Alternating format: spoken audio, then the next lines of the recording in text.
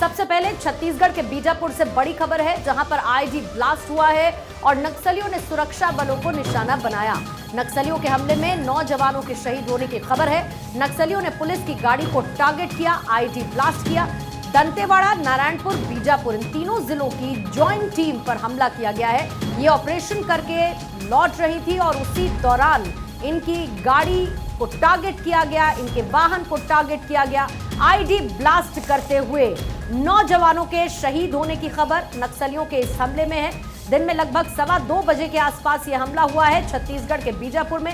ये तस्वीरें इस वक्त आपके सामने है। जो मॉडस ऑपरेंडी रहती है नक्सलियों की, वो इसी तरीके से आईईडी ब्लास्ट कर रहती है, टारगेटेड अटैक। और सेना के वाहन को निशाना बनाया गया। जो टीम थी ऑपरेशन करते हुए जवानों की टीम ये लौट रही थी। दंतेवाड़ा, नारायणपुर, बीजापुर की ज्वाइंट टीम है, ये क्लियर करना चाहूंगी, और इनकी ज्वाइंट टीम पर अटैक किया गया। छत्तीसगढ़ के बीजापुर में ये आईईडी ब्लास्ट किया गया है। सुरक्षा बलों को निशाना बनाया है नक्सलियों की तरफ से।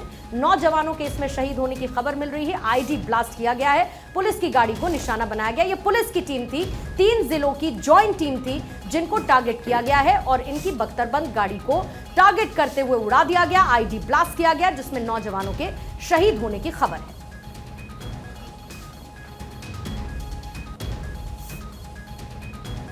छत्तीसगढ़ के बीजापुर से खबर, आईईडी ब्लास्ट किया गया है, पुलिस टीम को टारगेट किया गया है, सुरक्षा बलों को निशाना बनाया गया है। 3 जिलों की ये टीम थी जो कि एक ऑपरेशन को पूरा करने के बाद वापस लौट रही थी और इनकी वैन को टारगेट नक्सलियों ने किया, आईईडी ब्लास्ट करते हुए। ये तस्वीरें इस वक्त आप घटनास्थल की देख रहे हैं और इसके साथ ही किस तरीके से सड़क पर पूरा एक गड्ढा हो रखा, ये आईईडी ब्लास्ट किया गया। इससे अंदाजा लगाया जा सकता है कि इस ब्लास्ट की इंटेंसिटी क्या रही होगी।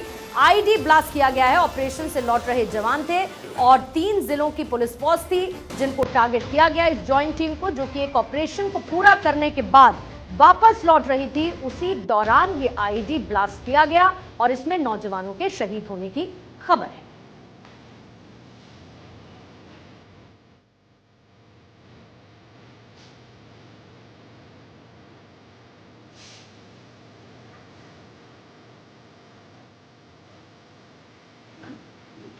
इससे पहले आपको याद होगा कि नक्सलियों पर लगाम कसने के लिए और साथ ही नक्सलियों को मुख्य धारा से जोड़ने के लिए इन 2 कवायदों पर न सिर्फ केंद्र सरकार बल्कि राज्य सरकार लगातार काम कर रही है। और ऐसे में अमित शाह की तरफ से तमाम बैठकें भी ली गई। जिन जिन राज्यों में नक्सलियों का प्रभाव है वहां पर नक्सलियों को मुख्य धारा से जोड़ने के लिए कई ऐसी योजनाएं भी चलाई गई, जिसका आंकड़ा सरकार की तरफ से जारी भी किया गया। फिलहाल ये घटना अम्बेली गांव के पास हुई है, जहां पर नक्सलियों ने टारगेट किया, जवानों पर हमला बोला, उनकी गाड़ी को आईईडी ब्लास्ट करते उड़ा दिया, जिसमें 9 जवानों के शहीद होने की खबर है। देखिए, सभी को मालूम है, पूरा देश को मालूम है कि जब से हमारी सरकार आई है 1 साल से ज्यादा हो गया है, नक्सलवाद के साथ मजबूती के साथ लड़ाई लड़ रहे हैं। हमारे सुरक्षा बल के जवान बहुत उत्साह के साथ लड़ाई लड़ रहे हैं और हमारे केंद्रीय गृह मंत्री जी का भी संकल्प है कि मार्च 2026 तक देश से इस नक्सलवाद को समाप्त करना है। और जिस मजबूती के साथ लड़ाई लड़ रहे हैं, मुझे पूरा विश्वास है कि उनका संकल्प पूरा होगा। हमारे बस्तर का जो एक हिस्सा, करीब 5 जिले जो नक्सल प्रभावित है, आने वाले मार्च 2026 तक नक्सलवाद वहां से भी समाप्त। तो आपने सुना विष्णुदेव साय को, और विष्णुदेव साय भी लगातार छत्तीसगढ़ में नक्सलियों के प्रभाव को कम करने के लिए लगातार प्रयासरत हैं। वहां की पुलिस भी नक्सलियों के खिलाफ एंटी नक्सल ऑपरेशंस चला रही है और खासतौर से जो धुर नक्सल प्रभावित इलाके हैं, फिर चाहे वो बीजापुर हो या फिर नारायणपुर हो या फिर इसके अलावा जो बाकी जिले जहां पर नक्सलियों का प्रभाव बहुत ज्यादा रहता है, वहां पर लगातार एंटी नक्सल ऑपरेशंस चलाए जा रहे हैं और उनको पकड़ने की कवायद लगातार की जा रही है। और दूसरी तरफ नक्सलियों को मुख्यधारा से जोड़ने के लिए भी योजनाएं लेकर सरकार आ रही है, वहीं केंद्र भी इसमें साथ साथ राज्य सरकार के चल रही है। लेकिन ये एक और घटनाक्रम देखने को मिला, जब ऑपरेशन से जवान लौट रहे थे, उन पर हमला बोला गया। 3 जिलों की ये ज्वाइंट फोर्स थी जो कि एक ऑपरेशन को पूरा करने के बाद वापस लौट रही थी और उसी दौरान ये आईईडी ब्लास्ट हुआ है। नक्सलियों के हमले में 9 जवानों के शहीद होने की खबर है। नक्सलियों ने जो आईईडी ब्लास्ट किया वो इतना जबरदस्त था कि किस तरीके से सड़क पर एक गहरा गड्ढा हो रखा है और जिस वाहन को टारगेट किया गया उस वाहन के परखच्चे उड़े हुए तस्वीरों में इस वक्त आपको नजर आ रहे हैं, जिसके बाद टीम्स मौका वारदात पर मौजूद है। जहां पर यह आईईडी ब्लास्ट किया गया वहां पर अधिकारियों की इस वक्त मौजूदगी है। ये टीम ऑपरेशन को पूरा करने के बाद लौट रही थी। 3 जिलों की ज्वाइंट टीम थी जिनको टारगेट किया नक्सलियों ने और आईडी ब्लास्ट करते हुए इनके वाहन को उड़ा दिया। 9 जवानों के शहीद होने की खबर इस हमले में मिल रही है।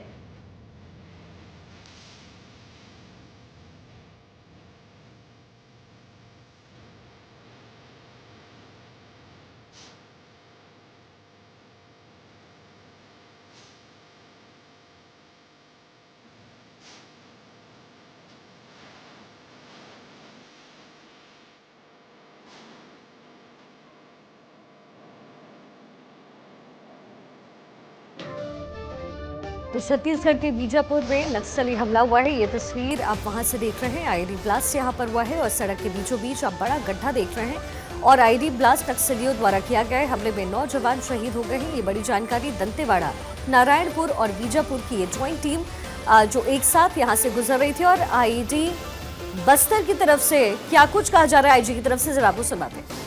जवानों को शहादत होगी डीआईजी दंतेवाड़ा टीम का और एक ड्राइवर, कुल 9 लोग के इस घटना में कैजुअलिटी होगी। अभी आसपास इलाके में रीइंफोर्समेंट टीम द्वारा सहायता के लिए पहुंच गई थी। अभी सर्चिंग जारी है। सर्चिंग उपरांत और डिटेल से जानकारी प्राप्त हो सकता है। जो ड्राइवर है वो सामान्य है, वो पुलिस का आदमी नहीं है। अभी डिटेल्स हम थोड़ी देर में जारी करेगा। अभी तक 9 कैजुअलिटी का है इसमें। जी, तो आईजी की तरफ से स्टेटमेंट इस समय दिया गया है। आशीष मेरे सहयोगी मेरे साथ इस समय कनेक्टेड है।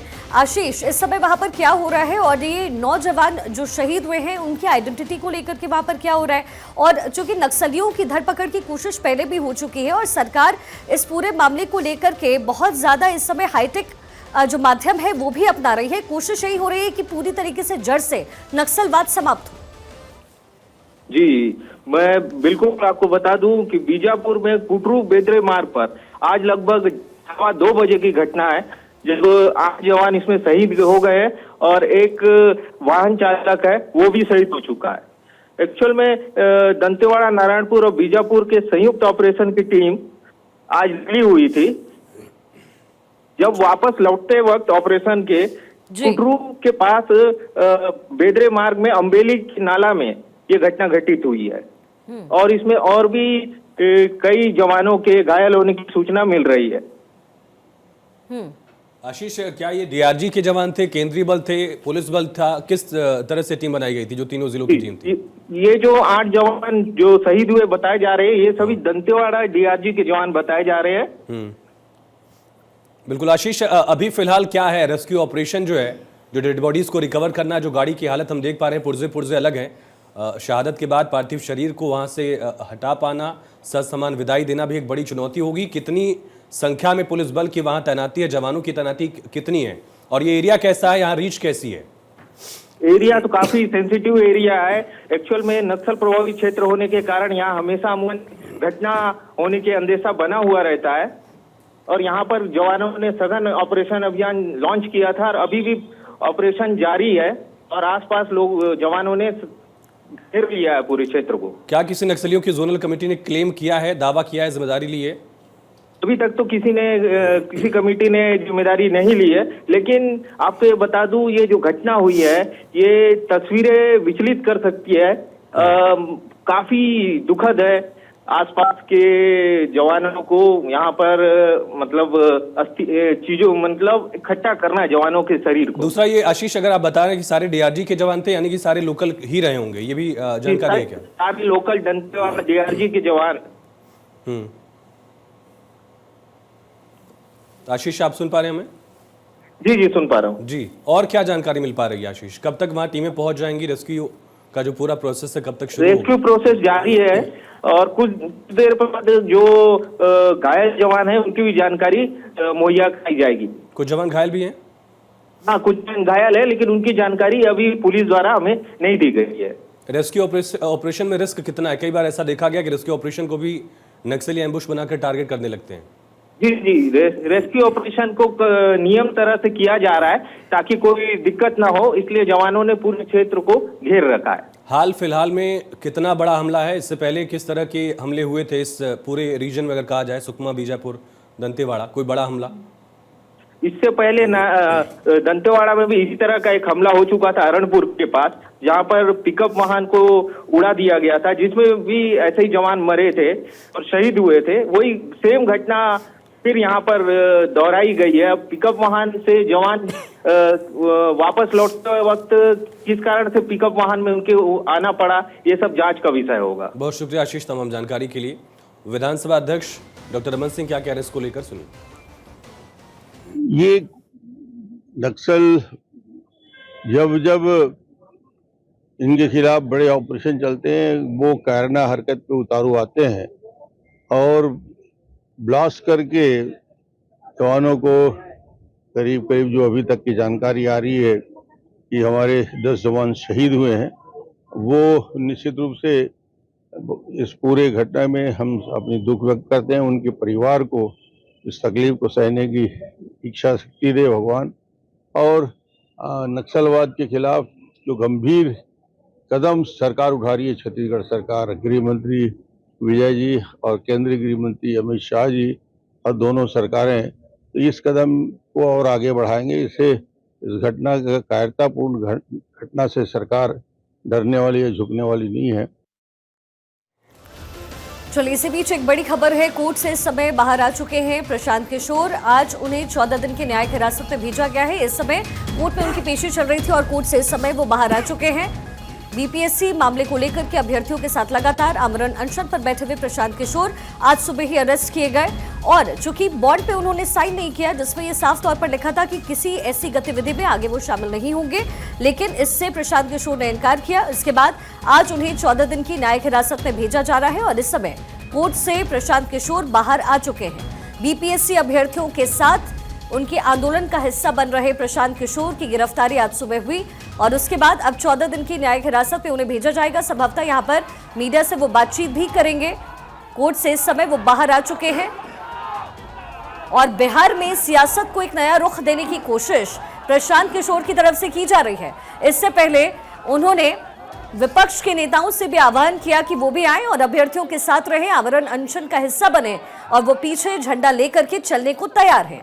लेकिन आज आमरण अनशन पर बैठे प्रशांत किशोर की गिरफ्तारी सुबह हुई है और उसके बाद इस समय कोर्ट में पेशी के बाद प्रशांत किशोर कोर्ट से बाहर आ चुके हैं।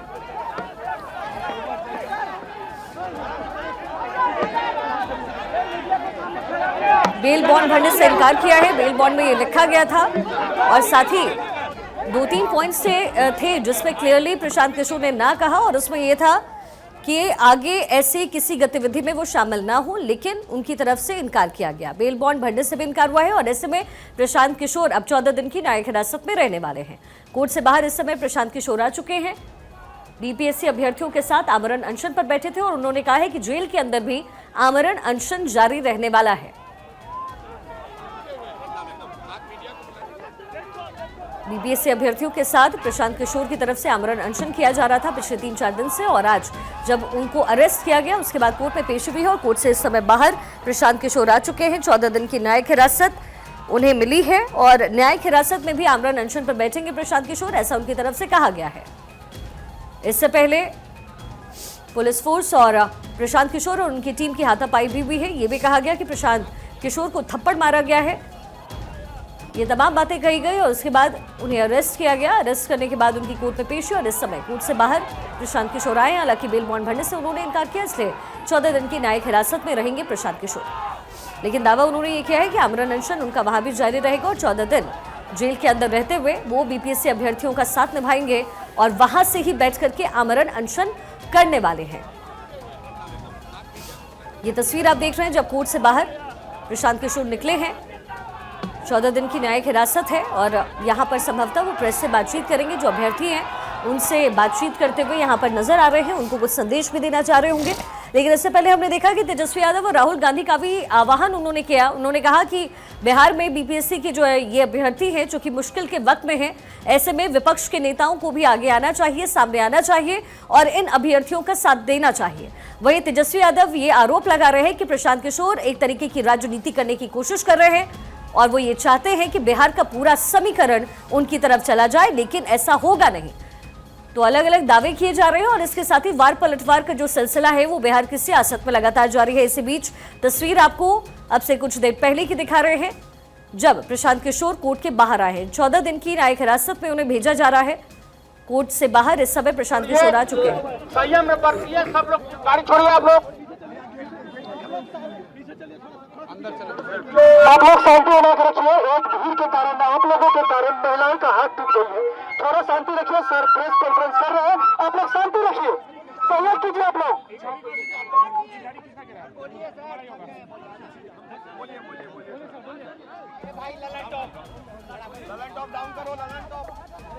आप लोग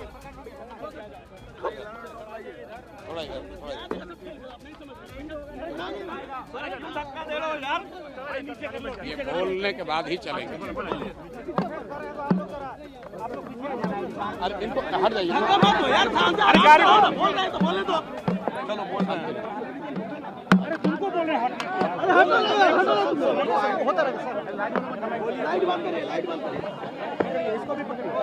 आप घबराइए नहीं, कुछ नहीं करेंगे ये लोग। आप इधर रहिए, हमको कुछ नहीं करेंगे। आप इधर रहिए। आप इनको प्रेस करने दीजिए, प्रेस वालों को आने दीजिए। इधर रहिए, प्रेस आने दीजिए।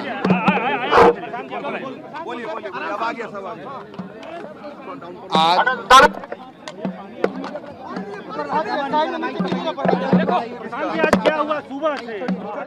तो दरअसल बेल बॉन्ड भरने से प्रशांत किशोर ने इनकार किया है और अब प्रशांत किशोर जेल भेजे जाएंगे। 14 दिन की न्यायिक हिरासत रहेगी, लेकिन उन्होंने कहा कि आमरण अनशन अभी भी जारी रहेगा और इस समय कोर्ट से वो बाहर निकले हैं। यहां से मेडिकल टेस्ट होगा और फिर जेल में जाएंगे प्रशांत किशोर।